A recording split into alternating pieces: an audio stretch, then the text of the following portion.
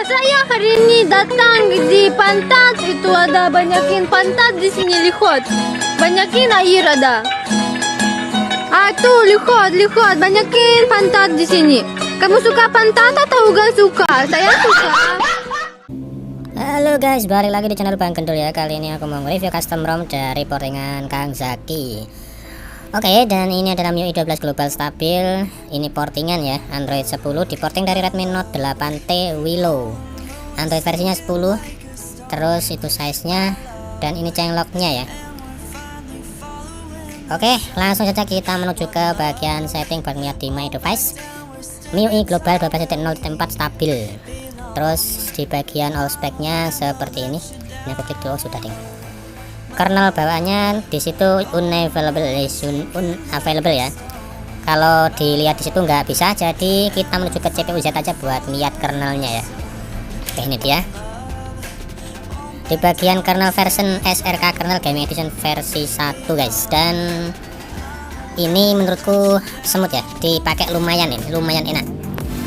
Skor Antutunya dapat tinggi banget, dapatnya 167.000 sekian ya. Kalian bisa lihat sendiri loh, dapat segitu ini udah bagus banget ya guys. Range-nya kayak gini. Terus aku juga udah tes di CPU throttling, cuman untuk CPU throttling-nya banyak throttling ya, jadi naik turun kayak gitu. Tapi aku nggak terlalu kerasa sih kalau soal suhu ya, terutama ini lumayan adem kok. Oke, pertama di bagian bloatware-nya ini nggak terlalu banyak guys. Untuk bloatware-nya aman, tenang aja. Di sini aplikasiku aku backup pakai Migrate ya, dan proses restorasinya ada beberapa yang error sih, termasuk aplikasi-aplikasi online shop ya, kayak Shopee, Bukalapak, OVO, terus Gmail, itu ada beberapa yang error lah pokoknya. Yang error itu kalian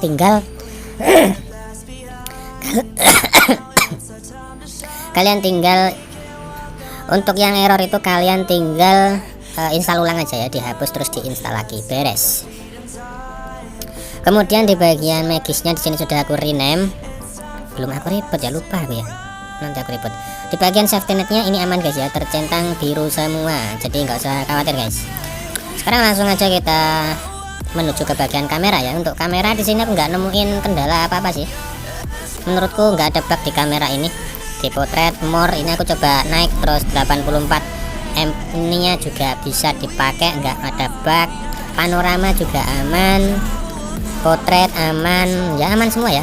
Kita menuju ke bagian setting aja ya. Di bagian setting, oh iya, ada satu bug ini di bagian watermark. Jadi kondisi watermark ini kalau kita aktifin dua-duanya apa salah satu gini nggak berfungsi ya, jadi nggak muncul walaupun kita aktifin.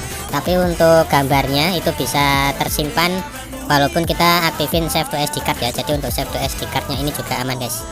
Cuman untuk apa namanya, pakai fingerprint, so pakai fingerprint ini nggak ada ya untuk pilihannya di sini. Sebenarnya sih kalau ini watermarknya hidup atau paling enggak, yang penting watermarknya ada gitu, udah nilai plus banget ya. Tapi karena ngebug ya, mungkin cuman itu ya kekurangannya ada di custom ROM ini mungkin. Oke, sekarang kita bahas dalamannya ya. Di bagian setting kita cek dulu di bagian, waduh keliru, di bagian SIM card dan mobile network itu kita cek. Wah, ini nggak ada kartunya ya, sapi. Belum aku masukin kartu, ntar lah. A few moments later. Oke, sekarang sudah aku pasangin kartu guys ya. Kita balik lagi ke menu setting buat lihat SIM card dan mobile networknya. Dan ini sudah aku pasang Telkomsel. Perfect network tipenya ya, sayang banget cuma ada 3 ya. Kalau banyak pilihan kan jadi lebih recommended gitu. Oke, kita menuju ke bagian lock screen. Di bagian lock screennya double tap to wake nya. Coba aku tes dulu.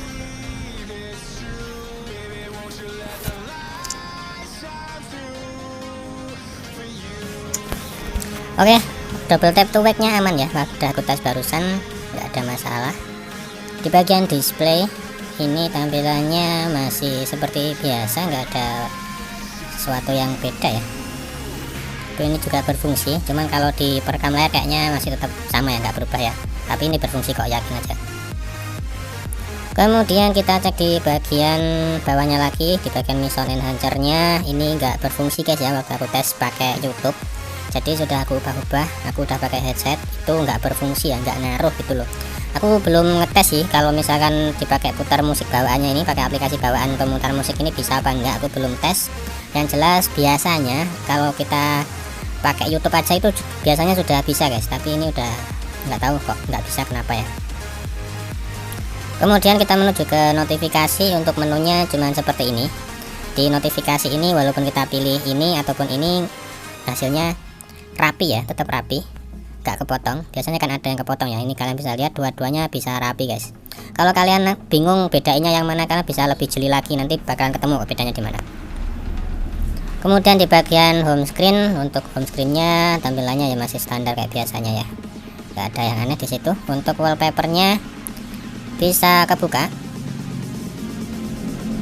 tema juga gitu bisa kebuka, aman.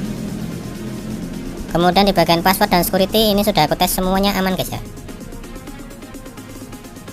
Kemudian untuk masalah baterai ini nggak tahu apakah emang aku doang yang ngerasa apa gimana ya, tapi menurutku untuk baterainya nggak terlalu ini sih, nggak terlalu irit. Apakah mungkin emang umur HP ku doang ini, umur wearku yang udah 3 tahun ini, jadi aku rasa untuk baterainya ini penggunaannya standar guys.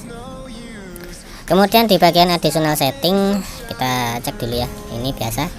Bagian language-nya sudah ada bahasa Indonesia kayaknya. Oh ya, sudah ada bahasa Indonesia. Terus itu doang ya.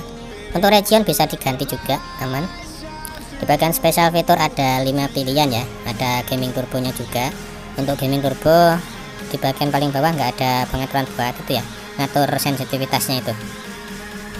Oke, untuk dalamannya beres. Sekarang kita bahas di bagian quick settingnya. Di bagian quick setting seperti ini tampilannya guys. Sebagian aku taruh di atas dan ada yang nggak aku butuhin, jadi aku sortir ke bawah ya. Yang jelas di sini nggak ada wire partnya ya, tentu saja.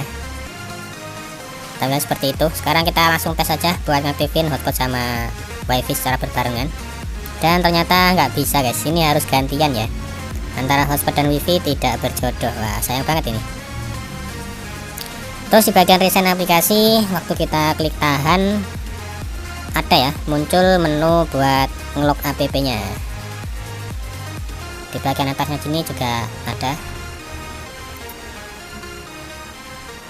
Oke, mungkin itu dulu ya untuk review kali ini. Kalau ada yang kurang kalian bisa tambahin di kolom komentar. Barangkali ada yang mau cuap-cuap apa aja bebas, tulis aja di kolom komentar guys ya.